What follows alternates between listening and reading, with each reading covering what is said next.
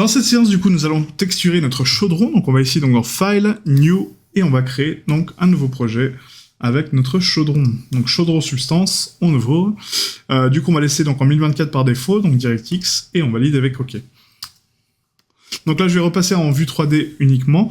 Et là, en fait, pour le chaudron, on va faire donc un texturing assez simple, hein, du coup, avec nos couleurs donc de base. Donc en fait, quand vous regardez la palette qu'on a créée, hein, du coup, ici, on a donc créé des nuances de gris, d'accord. Donc nous, on va utiliser donc les dernières nuances, hein, donc la couleur claire, la couleur donc foncée et la couleur donc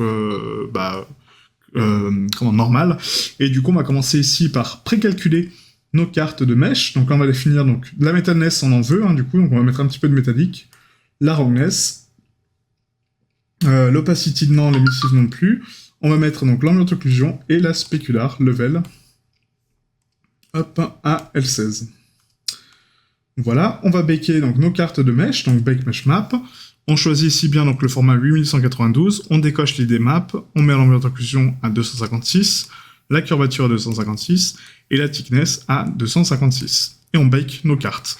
Donc ensuite, on va sélectionner donc une base color, voilà, donc la dirt, hein, toujours, les reliefs donc de la curvature en shiny, et pourquoi pas un petit peu de metalness aussi pour donner juste ce côté un petit peu brillant, un petit peu plus sombre du métal, ça donnera un petit peu plus de relief, quoi.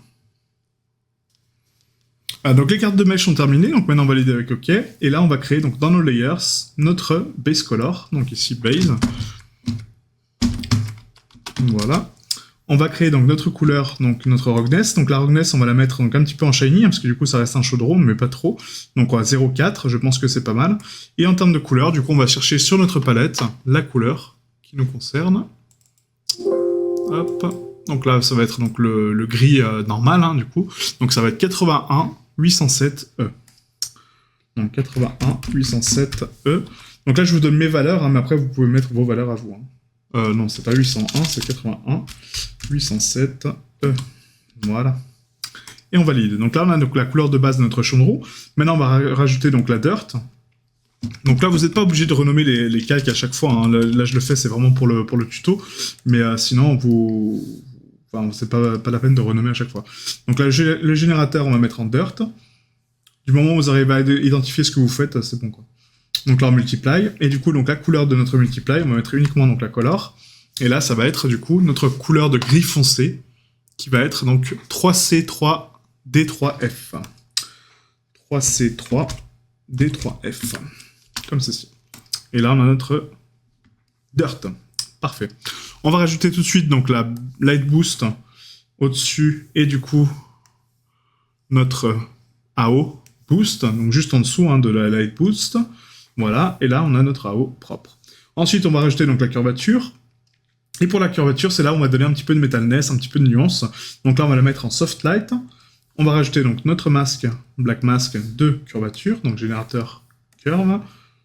On va laisser donc la brillance à 0,3, hein, c'est parfait, ça donne des nuances. Et là en termes de curvature, du coup on va donner donc une teinte un petit peu plus claire, donc pour nos gris clairs, qui va être du coup la couleur, hop, B5, B6, B8.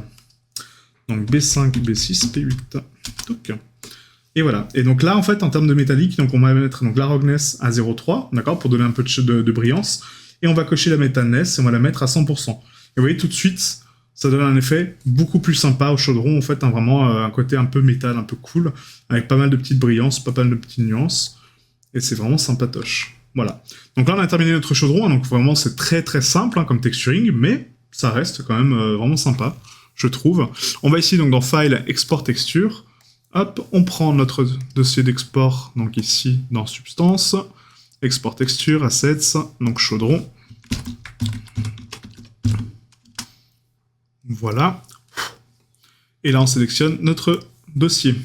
On prend notre paramètre d'export, donc Unreal Optimized, on prend donc le Based Output, et en 1024, hein, c'est largement suffisant, vu le résultat qu'on a. Et là, on a exporté notre mesh. Voilà, donc le mesh suivant, du coup, seront les murs en pierre, d'accord. Donc les murs de pierre, ça va être sympa aussi de créer un peu de nuance au niveau de la pierre, un petit peu de mousse, ça peut être sympa, et du coup donner un petit peu de variation au niveau des murs, ok.